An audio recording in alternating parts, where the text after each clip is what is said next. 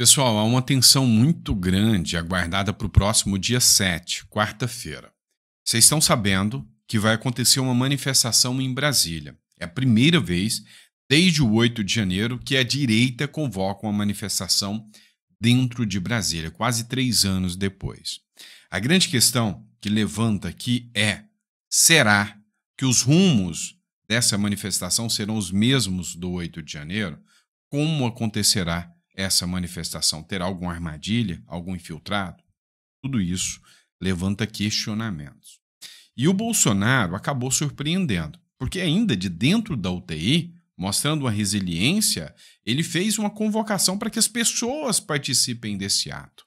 E agora, tendo alta ontem da UTI, ele fez outra revelação chocante sobre a manifestação que vai acontecer no dia 7. Outro ponto que a gente precisa falar é sobre instituições. Pois é, se tem uma coisa que a esquerda gosta de gralhar, é que deve se respeitar as instituições. E quando uma instituição séria, respeitável, argumenta que o Supremo Tribunal Federal está cometendo graves violações, inclusive de direitos humanos, essa instituição tem que ser ouvida ou só serve para que eles interessam? A gente vai mostrar para vocês essas denúncias gravíssimas que foram feitas agora contra o Supremo Tribunal Federal. Outro ponto que a gente precisa falar é sobre a teoria comunista do Foro de São Paulo. Teoria da conspiração. Quem defende que há um risco de comunismo, quem defende isso, são pessoas mentirosas. Quem disse? O próprio Alexandre de Moraes. Mas a grande questão é que é uma falácia. O comunismo sempre foi um risco e isso aí ninguém duvida. Não é à toa que eles vão tomando aos poucos todas as instituições e hoje o Lula tem orgulho de dizer que tem ministros do STF comunistas. A gente vai falar sobre isso. Tem uma nova, vamos dizer, um novo plano por parte desse Foro de São Paulo e do PT que vai te chocar. Tudo isso faz parte desse editorial. Então eu peço a você que se inscreva no canal, tá? Dá uma força pra gente aí, bora bater nossa meta de chegar a 2 milhões de seguidores, tá? E aí, logo logo, a gente vai estar até de volta aqui, trazendo alguns conteúdos diferentes para você. A gente quer voltar a fazer lives. Não sei se vocês repararam, a gente começou a colocar mais uns shorts aí no canal. Logo logo a gente vai trazer mais conteúdo com maior relevância ainda para vocês, tá bom? Bora começar? Sei que você está aqui por causa das matérias e não dos meus lindos olhos azuis, né? Olha só, matéria do Metrópolis. O ex-presidente Bolsonaro surpreendeu todo mundo. Por quê? Cara, ele estava dentro de uma UTI. É a 6ª cirurgia que ele passa. Uma cirurgia complexa demais que demorou mais de 11 horas. E assim, a saúde do cara é de ferro, porque aguentar tudo isso já numa idade avançada não é para qualquer um, não. Vamos ser sinceros. Eu quero saber de vocês que estão me assistindo aí, qual de vocês aguenta uma facada no bucho aí e ainda tem essa destreza, essa força que o Bolsonaro tem, né? Então, o cara é diferenciado, a gente tem que admitir. A gente tem que admitir isso. Tanto é, o cara foi intimado dentro da UTI, fez um vídeo convocando manifestações de dentro da UTI e agora, segundo o jornal Metrópolis, algo assim, insano. O cara acabou de sair da UTI, acabou de sair e disse que vai estar na manifestação e na caminhada do dia 7. Dá uma olhada nesse trecho aqui, onde ele fala para os seus apoiadores em videoconferência. Confira. Bolsonaro! Volta Bolsonaro! Volta Bolsonaro!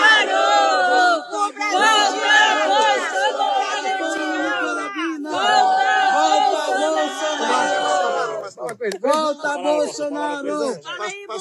Eu te amo, filho da mãe! Pastor Lili Carabina te ama! Meu presidente, Bispo Fernando Fé, a paz, tudo bem? Que alegria falar com o senhor tá vendo essa cara preta baiana aqui direto. A gente orando aqui. 19 dias, presidente. A gente aqui junto com o senhor aqui na porta. E graças a Deus nós estamos agora, acabamos de fazer a oração das 21 horas, mas nós vamos fazer a oração pelo senhor de novo. E queremos dizer para o senhor que a celebração que nós estamos tendo e a gratidão a Deus pelo que Deus fez e vai continuar fazendo na sua vida.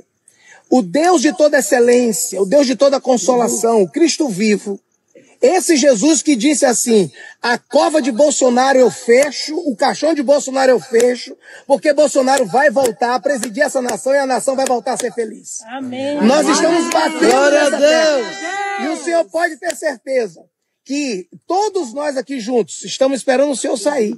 Porque nós vamos sair juntos tocando fogo nessa Brasília com carreata. É essa a nossa petição. É essa a nossa petição. A gente só sai da porta do DF Star já com o senhor andando aqui em cima de um carro de corpo de bombeiro, ou se for no carro fechado. Fala pro doutor preparar aí que Bahia vai pegar fogo. E nós vamos fazer a festa. Amém? Agora fale conosco. Queremos te ouvir. Deixa eu falar também, gente. Deixa ele falar. Tudo bem comigo? Deixa ele falar. Foi uma cirurgia difícil. Louvado seja Deus. Invasiva, 12 horas. Isso. Depois veio daquela tentativa de execução do lulista, né? Adélio Bispo. Sim. E até Lazar. A paixão estava com a gente, até Lazar. A cirurgia agora foi bastante complicada, a recuperação, tem difícil o tempo de duração dela. Mas agora acredito que a partir de Está curado, não, Jesus. sábado, domingo no máximo, eu live, tudo que é equipamento aqui começa a viver aqui, experimentando normalmente. Amém. E mais uma semana em casa eu volto à normalidade. Em nome de Jesus. Essa é a nossa fé. Deixa eu fazer a minha E sa- declaração aí, Dudu. Essa é a nossa Minha fé e declaração. sabemos que Deus, Ele É a minha declaração, sustenta o Senhor gente. nas mãos Deixa eu dele. falar agora. E o Brasil literalmente está aguardando o Senhor Eu vou com falar. muita alegria e Não, vou com muita falar. honra, porque nós sabemos que aquele que começou a boa obra vai completar e o Senhor vai voltar a correr o Brasil mais forte do que nunca, porque tu é um touro. Lá tá aqui, nós estamos trabalhando pela anistia. Isso. São os irmãos presos completamente injustiçados, um crime impossível, um golpe sem arma, sem tropa, sem núcleo financeiro, sem objetivo, sem nada. Maldade pura. Essa história de golpe aí. Eu sei que vai ser revertido mais cedo ou mais tarde, ok? Amém. Que Deus Deixa abençoe. eu falar, Dudu. Vida E aí o Bolsonaro falou, né? Se tiver em condições físicas, ele vai participar, né? Pelo menos na torre.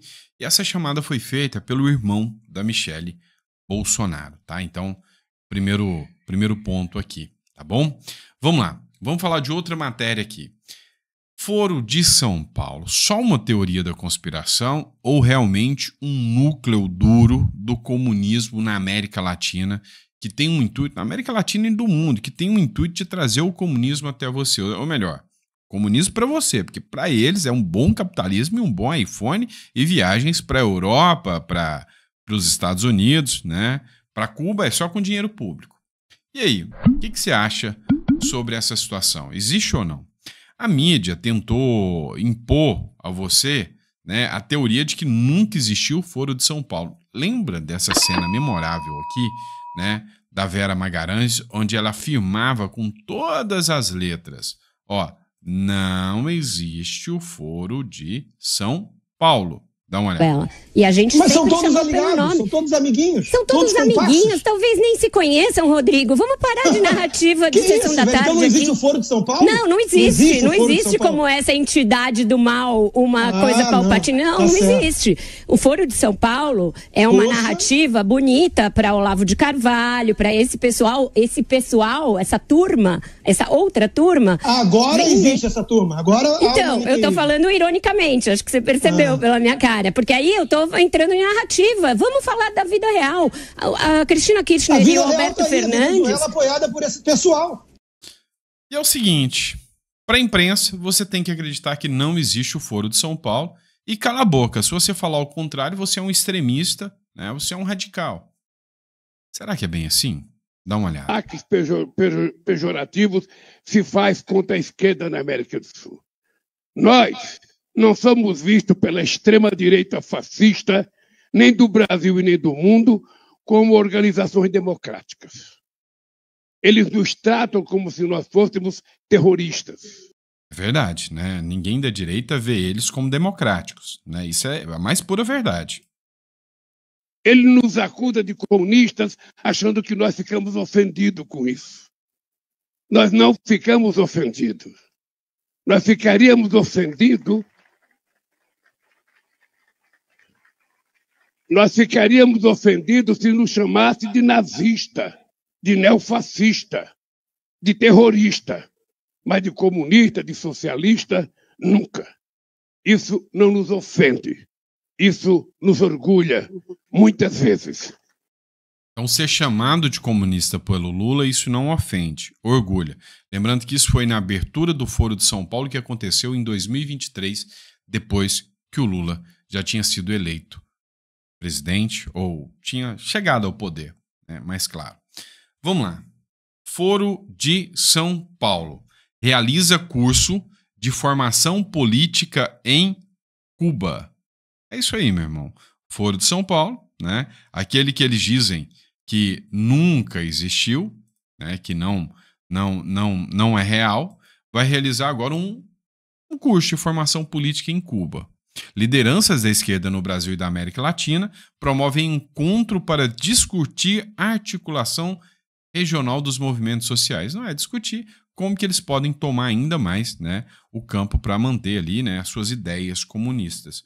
O Foro de São Paulo, em parceria com entidades ligadas à esquerda latino-americana, vai realizar um curso presencial de formação política na Universidade Nico Lopes, em Havana, no dia 27 de abril a 4 de maio de 2025. Já está rolando. O evento conta com o apoio da Fundação Perseu Abramo, que é o braço intelectual do Partido dos Trabalhadores, da ALBA, que é o Movimento dos Trabalhadores Rurais Sem Terra, e da Marcha Mundial das Mulheres, né, Campesinas. Olha só, os organizadores escolheram a capital cubana por seu valor simbólico para o comunismo. O episódio coincidirá com os atos do Dia do Trabalho, data em que centenas de milhares tomam as ruas de Havana em defesa da Revolução Socialista. Tá de sacanagem, né? Ah, para. E ainda vem com essa narrativa de que não existe. Ah, não. Quem defende é que o comunismo pode acontecer no Brasil é que se usa das redes sociais. Tá de sacanagem. Se vocês não acreditam no comunismo, para de falar isso. Para de fazer evento em Cuba falando que ali é o reflexo, né? É simbólico por causa da defesa do comunismo. Tá de sacanagem. Não, para. Pelo amor de Deus. Vamos lá, pessoal. Vamos trazer mais um exemplo trágico do que se tornou o Brasil.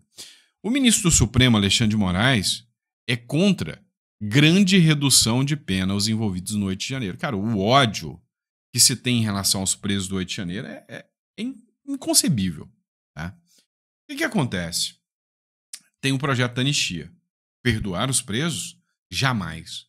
Apesar da anistia ter ocorrido mais de 42 vezes ou 48 vezes no Brasil. Mas para esse caso não, porque agora os inimigos são do judiciário e não do governo. Antes os inimigos eram do governo. E aí foram anistiados pela Câmara dos Deputados, que sempre foi prerrogativa deles. Agora não, agora os inimigos são do judiciário, na visão do próprio judiciário. Ah, então nós vamos ter que achar uma outra alternativa, porque eles julgaram com a bilis, eles julgaram com o ódio, eles não julgaram com a lei. Houve um desarrazoamento, uma desproporcionalidade das penas. É uma cabeleireira que escreveu "Perdeu o mané com batom", levando 14 anos de cadeia. E 70%, não sou eu, 70% da população brasileira diz que há abuso de autoridade por parte do Supremo Tribunal Federal, porque a pena é injusta, a pena não é adequada. E aí o ministro do Supremo, Alexandre de Moraes, busca socorro junto ao Davi Alcolumbre, que articula uma medida excepcional fora da anistia para reduzir as penas, para que não fique tão feio para o Supremo como já está. Só que é o seguinte, não reduz demais, porque eu não gosto desse povo. O ministro Alexandre de Moraes do Supremo Tribunal Federal tem se mostrado mais aberto em debater a diminuição de pena, mais aberto, tá? Diminuição de pena aos envolvidos nos atos do 8 de janeiro, segundo informação do jornal O Globo. Contudo, o magistrado é contra uma grande redução das punições. A postura é diferente daquela que Moraes adotava no começo de abril, quando não queria nem debater o tema, ou seja, a pressão está funcionando. A mudança ocorreu depois do presidente do Senado, Davi Alcolumbre, ter o aval do STF para seguir com o plano de articular um projeto paralelo ao da anistia. É guerra política, gente. É batalha política. política que está acontecendo aqui, tá? Não tenha dúvidas disso. E aí, quem são os monstros? Pessoas monstruosas, né?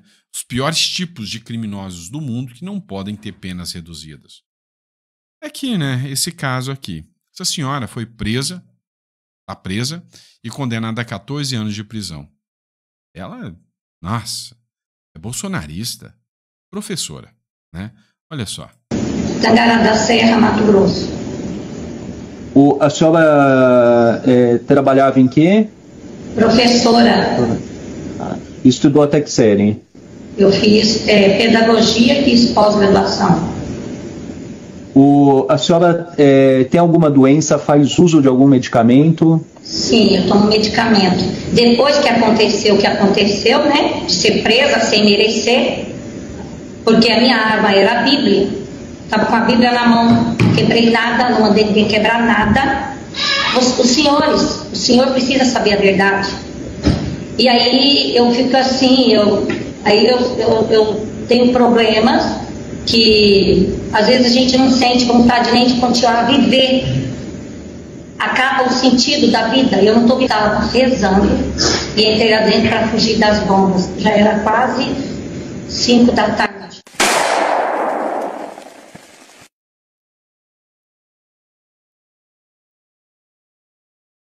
Já respondeu algum outro processo criminal? Nunca fui, não sou e nem serei criminosa. Quem é da PGR? Sou eu, dona Então, PGR, eu quero te falar uma coisa. Eu desafio a mostrar o que eu estava fazendo lá dentro. Eu mostrei uma prova só. Do Carmo da Silva, foi conduzida a um hospital penitenciário nos termos da decisão emanada pelo ministro relator. Não havendo qualquer abuso ou irregularidade por parte dos policiais responsáveis pelo cumprimento do mandado de prisão que foi expedido nos autos da ação penal 1493 e com o cumprimento do mandado, relegando a análise de questões relacionadas ao mérito da causa, Sua Excelência, o ministro relator. Nada mais. Eu tenho cara de criminosa? Vocês acham que eu pratiquei algum crime? Vocês acham que eu mandei alguém quebrar alguma coisa e que eu quebrei alguma coisa ou que eu fiz alguma coisa ilícita? Falar o quê? Né? Assim, eu fico pensando, né, às vezes, da cabeça do representante da Procuradoria-Geral da República que tem, diante de uma mulher como essa, mandar para cadeia. Né? Mandar ela para cadeia. É insano. É literalmente absurdo, né? Mas tá bem. Vamos lá, pessoal, vamos falar de instituições. Justiça não intima Paulo Figueiredo. A gente já falou disso no primeiro editorial, mas a Defensoria fala em violação do devido processo legal. É a Defensoria Pública, uma instituição, dizendo que há violação do devido processo legal. O ex-Jovem Pan reside nos Estados Unidos há mais de uma década e o STF não utilizou o sistema previsto em tratado com os Estados Unidos, ou seja, descumpriu a lei. E agora é uma instituição denunciando a outra. Será que alguma tem mais força do que a outra? O Leandro Rochel, ele fez um comentário sobre isso, né? Ele falou que a acusação contra o Paulo Figueiredo é absurdamente, extremamente absurda. Ele tinha acesso a fontes militares e simplesmente divulgou as informações que obteve. Papel de jornalista. É o que eu entendo. Atividade inerente ao trabalho de qualquer jornalista. Ainda assim, foi denunciado por organização criminosa armada, tentativa de abolição violenta do Estado Democrático de Direito, golpe de Estado e dano qualificado, supostamente cometido com violência e grave ameaça contra o patrimônio da União, além de deterioração de bem tombado. Com as agravantes pedidas pela PGR, a pena pode ultrapassar 40 anos de prisão. Abre aspas. Olha o que a PGR diz. O influenciador buscou forjar um cenário de coesão dentro do Exército Brasileiro em favor de uma intervenção armada, retratando os dissidentes como desertores merecedores de repúdio pessoal e virtual. Aderiu assim ao projeto golpista da organização criminosa, do qual tinha ciência prévia e instrumentalizou sua condição de comunicador para cooptar o alto comando do Exército, sustentou o procurador-geral Paulo Gonet na denúncia. Enfim, resumindo, o Paulo Figueiredo, ele tentou cooptar o exército como falando, olha, eu acho que os militares desertores que não estão defendendo a pátria devem ser repudiados. E aí ele pode pegar 40 anos de prisão por isso. As arbitrariedades não param por aí também não, segundo o Leandro Ruschel. O Paulo Figueiredo é residente dos Estados Unidos, deveria ser citado pelo Tratado de Assistência Legal Mútua, firmado entre Brasil e Estados Unidos. Em vez disso, a justiça brasileira tenta notificá-los em endereços antigos no Brasil, como revelou a revista Oeste, apesar de saber que ele mora no exterior. Como era previsível, ele não foi encontrado, mesmo assim o ministro Moraes determinou a Defensoria Pública da União assumisse a sua defesa. A Defensoria recusou a tarefa. Na prática, atribui-se à Defensoria a elaboração de defesa meramente formal, sem contato com o denunciado, o que não constitui verdadeira defesa, explicou o defensor. A grande questão é que não existe defesa em quase nenhum desses processos que estão correndo dentro do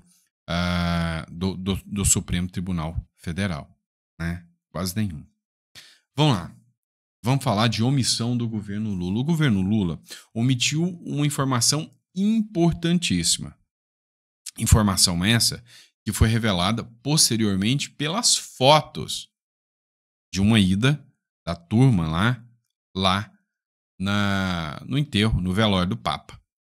Acontece, né, que este evento, que era um evento fúnebre, sóbrio, se tornou uma verdadeira casa da mãe Joana quando a República Tupiniquim chegou lá, quando os brasileiros chegaram lá. Só que um dado relevante chamou a atenção. O governo omitiu os nomes da comitiva, pessoas que se beneficiaram pessoalmente de estar lá. Um deles é a namorada de um dos ministros do STF. O governo Lula omite 3 nomes da comitiva ao Vaticano. Um deles é a namorada de Barroso. O Planalto só confirmou a presença depois de questionamento da imprensa e vazamento de fotos. Agora, a grande questão é, existe um princípio da impessoalidade dentro do direito público. Qual o interesse inicial desse tanto de gente ir para um evento no Vaticano bancado a dinheiro público? Esse é o primeiro ponto. Segundo ponto, o que a namorada do Barroso tem a ver com um evento público como esse, né? Para a gente ter que pagar a ida dela lá. Cara, esse Brasil literalmente é uma república tupiniquim. E o governo Lula deveria responder aqui, né, por improbidade administrativa. Os responsáveis por isso deveriam responder por improbidade administrativa por violar um dos princípios básicos da administração, que é o princípio da publicidade, omitindo nomes de pessoas que foram no evento. Resumindo, eles fazem o que querem, acham que são donos da cocada preta, fazem o que querem e que dane-se você, que é cidadão pagador de impostos. Você não é nada nessa república tupiniquim. Essa é que é a verdade. Tá bom? E é isso, pessoal. Espero que vocês tenham gostado do nosso conteúdo. A gente volta daqui a pouquinho, né, às 4 horas da tarde, com mais conteúdo para vocês. Que Deus te dê uma mesa farta, repleta de bênçãos para você e para toda a sua família. E que a esperança nunca acabe, né? Como eu queria trazer muitas notícias boas para vocês. Mas, infelizmente, é o que nos resta, né? Falar daqui, do Brasil, o que está acontecendo na República de Banana que o Brasil se tornou depois que esse governo petista voltou ao poder, né? Abraço, fiquem com Deus.